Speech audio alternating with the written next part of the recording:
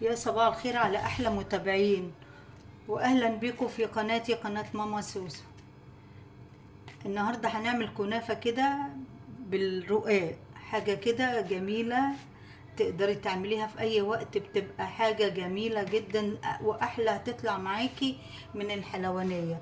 بس حطي هنا معلقتين سكر، انا حطيت سكر قبل كده، معلش عشان انا كنت بحسب ان انا بصور. معلقتين سكر بس. الاول نسمي الله ونصلي على سيدنا رسول الله، وما تنسونيش في المتابعة واللايكات الجميلة. تعالوا اقول لكم بقى ايه اللي هنعمله دلوقتي. عندي كنافة حطها في التلاجة وطلعتها، نعمتها جدا جدا، مش قادرة تنعميها ممكن تضربيها في كبة في اي حاجة. خلاص كده مش هتتحط عليها سمنة، مش هتتحط عليها سمنة. الاول ايه، حطيت السكر يكون ناعم، السكر بيديها لون حلو. خلاص كده، واقول لكم هنعمل ايه.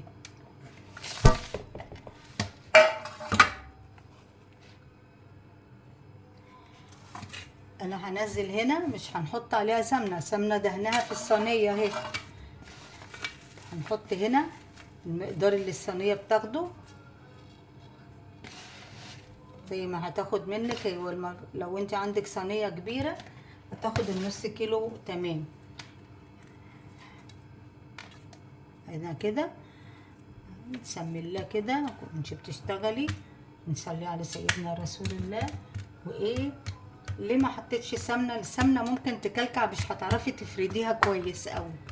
اهي هفردها بقى حلوه واوريها لكم. بصي اكبسيها كده، اكبسيها. انا بكبسها بكيس نايلو او عندي جوانتي، بس انا عشان قافله الدولاب عليا حامل فمش عارفه اجيب الجوانتي ايه. اكبسيها تنعميها خالص، تبقى ناعمه خالص خالص خالص. لو احتاجت حبه كمان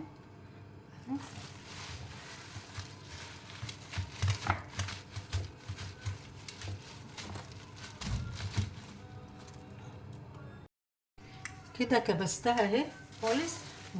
فضل من نص كيلو عشان الصينيه مش هتاخد اهي. هنا عندي كوبايه سوداني، تمام. نجيب ايه تاني؟ هنجيب الرقاق. ادي الرقاق، شيل دي كده، هقول لكم هعمل فيها ايه تاني.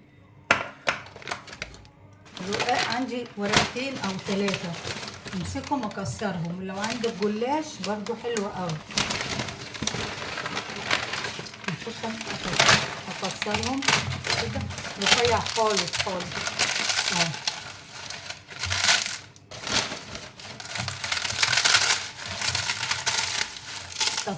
كسريهم خالص صغير زي ام علي كده،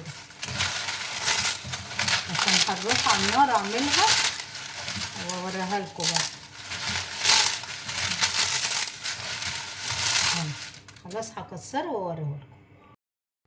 بصوا بقى، انا كسرت الرقاق اهو. هنزل عليه سمنه عشان احطها ايه على البوتاجاز واحمره، وهقول لكم هعمل بقى في الكنافه ايه.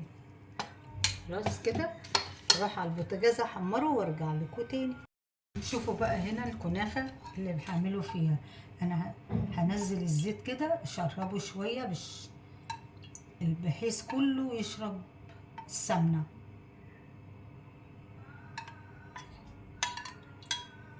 خلاص بالطريقه دي كلها تشرب السمنه.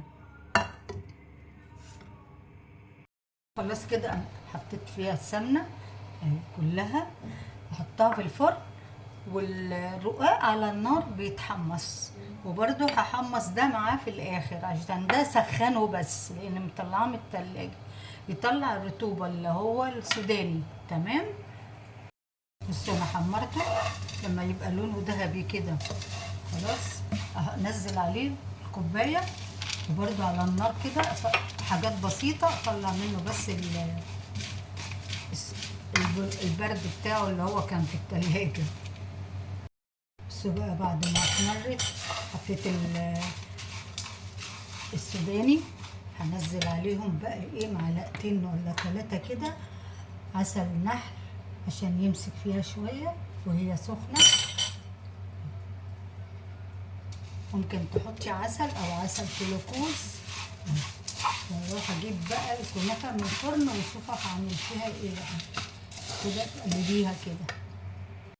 خلاص كده انا جبت الكنافة وهي محمرت في الوش. اعمل ايه؟ انزل شوية كده شوية على الوش واظبطهم واوريها لكم. اللهم صل على سيدنا محمد.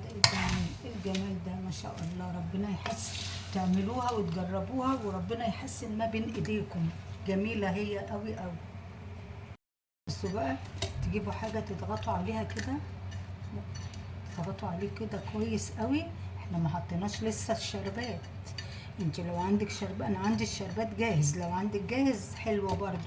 ما عندكيش تقدري تعملي كوبايتين سكر او كوباية ونص وعليهم كوباية او كوباية ونص. حطي كوباية ونص زيهم مية وليمونة. تمام. تضغطي بس ما تضغطيش جامد عشان الكنافة ما تتكسرش.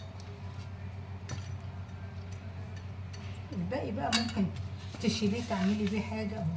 يعني لو في حتة كده حطها، لو فضل منك شيليه واعملي بيه اي حاجة تاني. انا كان ممكن اعمل قالب صغير كنافة تاني بس ما جاتليش الفكرة عشان هنا فضل اهو. بصوا اهو، شايفين؟ ادخلها الفرن 5 دقايق بالظبط، يا دوبك برضو تاخد لمعة كده شوية. بصوا يا ريت الكاميرا تجيب لونه وجماله. انا طلعتها من الفرن بعد 5 دقايق. اللي هعمله بقى هنحط الشربات وهو كده وهي سخنه كده، وبرده مش هتتقطع دلوقتي خالص، ساعه ساعتين لما تبرد خالص خالص.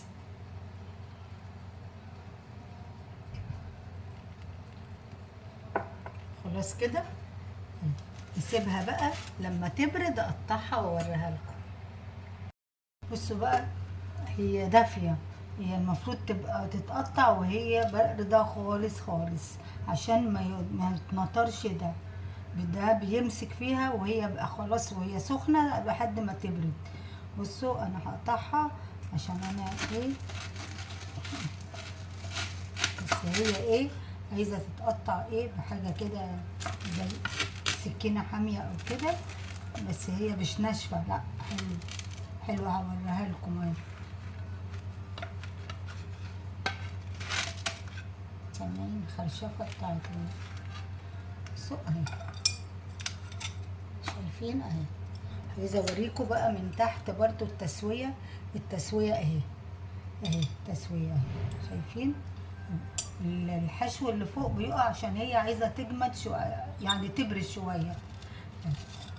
بصوا من جوه حلوة جدا وطرية، يعني حلوة حاجة جديدة وحاجة ولادك يحبوا الحاجات التغيير. دايما غيروا كده في الاكل، نوعوا كل حاجة. طبعا جميلة وريحتها حلوة جدا، واتمنى تجربوها وربنا يحسن ما بين ايديكم. كلمة حلوة قوي، دعاء حلوة قوي قوي. واوعوا تنسوني في اللايكات بتاعتكم والشير والتعليقات الجميلة بتاعتكم اللي بتسعدني.